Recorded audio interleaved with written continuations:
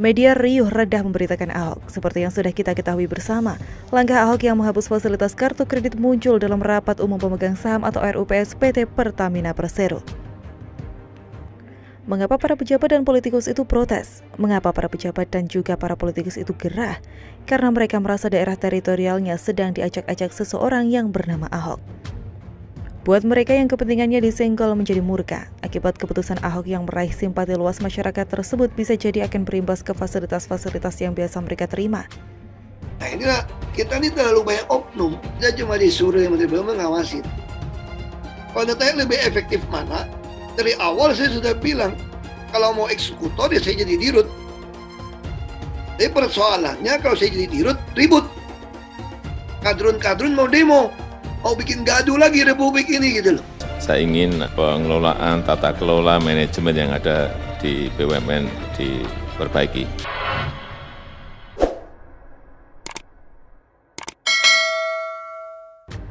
Ahok beralasan langkah ini diambil karena pemakaian fasilitas kartu kredit yang tidak tepat sasaran dan tidak ada hubungannya dengan upaya memajukan perusahaan. Kemarin saya sudah sampaikan di RUPS.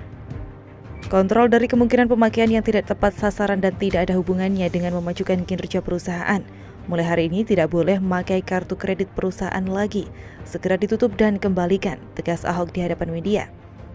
Atas keputusan Ahok tersebut berbondong-bondong para pejabat yang bermental keparat bukannya mendukung langkah Ahok, malah sebaliknya menuduhnya macam-macam. Melemparkan statement berdasarkan kepentingan yang sebetulnya hanya mencari alasan pembenaran saja. Sebab gebrakan Ahok ini semacam hukum kepakan sayap kupu-kupu. Inilah yang sangat ditakutkan oleh para pejabat atau politikus mental keparat dan mengerat itu. Mereka bukannya malu, malah menebar sifat aslinya. Ahok seperti dikepung oleh kumpulan maling berseragam klimis yang haus akan kehormatan. Sungguh sebuah cara berpikir yang tengil bin kerdil. Seharusnya mereka malu meraih kehormatan dengan menumpang akses negara hanya karena mereka pejabat. Sudah sepantasnya kalau semisal mereka anggota dewan pada Pileg 2024 kelak tak usah dipilih lagi. Coret muka mereka dengan tinta merah tanda kita marah. Setuju sekali karena gajinya sudah besar. Untuk mentraktir makan saja pasti mampu. Setuju. Saya kan nggak punya kartu kredit, nggak apa-apa dari perusahaan. Ungkap Dahlan Iskan dikutip dari Detik. Dahlan mengaku selama menjadi pejabat BUMN ia tak menggunakan kartu kredit perusahaan meski difasilitasi. Mantan Menteri BUMN ini memberikan pesan kepada Komisaris Utama PT Pertamina Basuki Cahayapurnama. Dia meminta Ahok untuk melarang direksi atau pegawai Pertamina bermain golf di hari kerja. Nah, di antara kepungan itu ada juga beberapa tokoh yang setuju dan membela Ahok, salah satunya dari mantan Menteri BUMN. Bahkan beliau memberi pesan penting pada Ahok. Dahlan Iskan menyatakan setuju dengan kebijakan Ahok soal menghapus fasilitas kartu kredit perusahaan. Dia mengatakan para pejabat Pertamina tentu memiliki gaji yang besar.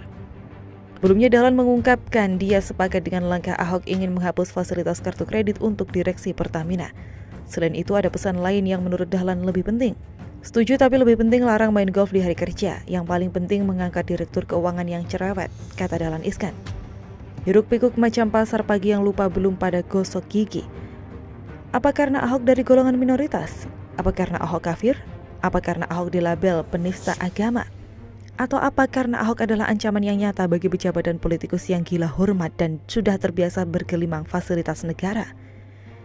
Sejujurnya negara kita ini butuh lahir ratusan bahkan ribuan Ahok agar para pejabat dan para politikus bermental sesat tidak leluasa cengengesan di tempat-tempat gelap dan pengap yang sengaja sembunyi dari mata rakyat. Memang kalau dipikir secara nalar para pejabat dan politikus itu hanya mementingkan kepentingannya sendiri. Sangat kentara jabatan atau kursi yang mereka peroleh saat ini tak lebih dari ambisi pribadi. Bukan untuk rakyat yang telah menjadikan mereka seperti sekarang ini. Coba sekarang kita berpikir secara logika sederhana, mereka yang berkuar-kuar itu tak lebih dari mental maling. Narasi yang disampaikan juga yang bahkan di luar konteks dari keputusan Ahok. Ada yang menyeret-nyeret ke ranah politik, ada pula yang bicara Ahok pencitraan. Ada yang bertanya mengapa baru sekarang Ahok membuat keputusan setelah 2 tahun berjalan dan bermacam-macam. Sejak menjabat sebagai Komisaris Utama PT Pertamina Persero pada November 2019, Basuki Cahayapurnama alias Ahok telah membuat beberapa gebrakan di perusahaan energi plat merah tersebut.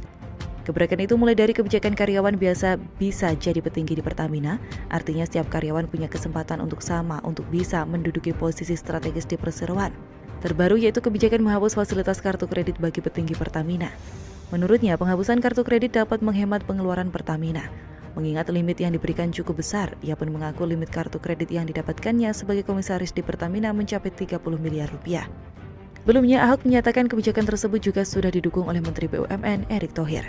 Kebijakan penghapusan fasilitas kartu kredit ini pun sudah berlaku sejak berakhirnya RUPS kemarin. Hal tersebut dikatakan Ahok sekaligus merespon bantahan staf khusus Menteri BUMN Arya Sinulinga yang mengatakan pihaknya telah melakukan pengecekan ke pihak Pertamina. Hasil pengecekan Arya, limit kartu kredit yang disediakan hanya berkisar 50 juta sampai 100 juta rupiah per orang. Sebelumnya, Ahok membuat kebijakan penghapusan fasilitas kartu kredit korporat dari level manajer hingga direksi dan komisaris di Pertamina. Ahok menegaskan kebijakan penghapusan fasilitas kartu kredit ini akan berlaku pula pada semua anak perusahaan Pertamina. Hal ini guna untuk menghindari penyimpangan penggunaan kartu kredit. Pihaknya juga sempat membagikan foto kartu kredit yang dimilikinya. Foto itu menunjukkan bahwa kartu kredit korporasi di Pertamina bekerja sama dengan Bank Mandiri. Kartu kredit yang cenderung berwarna platinum itu memiliki logo Pertamina dan bertuliskan Platinum Corporate Card. Nama asli Ahok pun tertulis di kartu itu yakni B. Cahayapurnama dengan masa berlaku kartu hingga Januari 2025. Menurutnya, pencabutan fasilitas kartu kredit korporat ini bertujuan untuk memudahkan perseroan dalam melakukan kontrol. Penghematan juga akan berlanjut pada penghapusan uang representatif. Uang ini adalah tunjangan di luar gaji yang keberadaannya bahkan tidak masuk laporan ke Dewan Komisaris. Langkah penghematan memang sangat mendesak dilakukan Pertamina, apalagi perusahaan minyak dan gas pelat merah ini tengah mengalami tekanan keuangan yang tercermin dari tergerusnya laba sepanjang 2020. Sementara itu, sebelumnya Rizal Ramli juga sempat meminta kepada Presiden Jokowi untuk mengganti Ahok sebagai komisaris utama Pertamina. Menurutnya, Pertamina akan lebih merugi bila Jokowi tetap mempertahankan Ahok.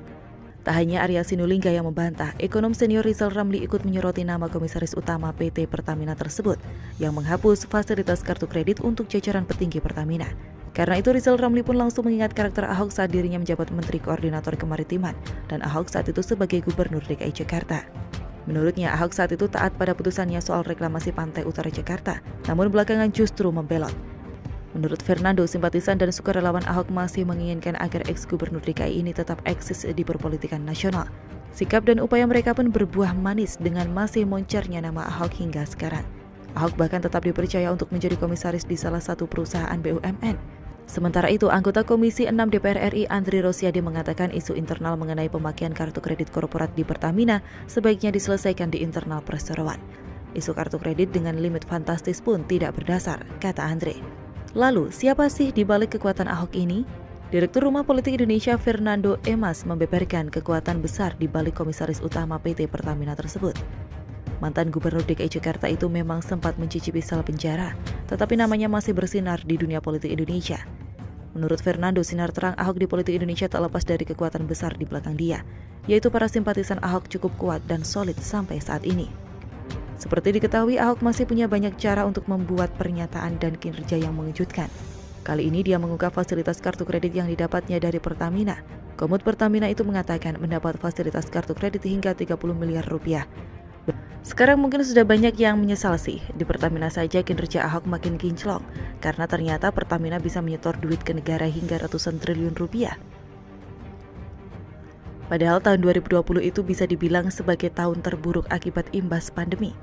Nama Ahok pun muncul dalam beberapa survei elektabilitas, misalnya dalam survei LSI yang dirilis pada bulan Februari 2021 lalu. Nama Ahok menduduki posisi keempat dengan angka 7,2%. Di atasnya ada Anies, Ganjar Pranowo, dan Prabowo Subianto sebagai yang teratas. Baginya, fasilitas ini berlebihan dan meminta agar kemudahan tersebut dicabut demi efisiensi anggaran. Baru saja, Basuki Cahayapurnama atau Ahok menggebrak dengan menghapuskan beberapa fasilitas buat para petinggi di Pertamina, seperti kartu kredit dan uang saku. Ketika Ahok menggebrak, publik pun bersorak, mengapresiasi kinerjanya, sembari menyayangkan bahwa sosok pekerja keras dan bersih seperti Ahok pernah disia-siakan oleh warga Jakarta. Namun di satu pihak ada pertanyaan apakah status mantan napi Ahok memungkinkan untuk ikut Pilpres. Dilansir Kumparan.com, Dewan Pembina Perludem Titi Anggraini menjelaskan bahwa ancaman pidana Ahok waktu itu adalah 5 tahun, sehingga tidak memenuhi syarat capres dan cawapres yang tercantum dalam UU Nomor 7 Tahun 2017 tentang pemilu.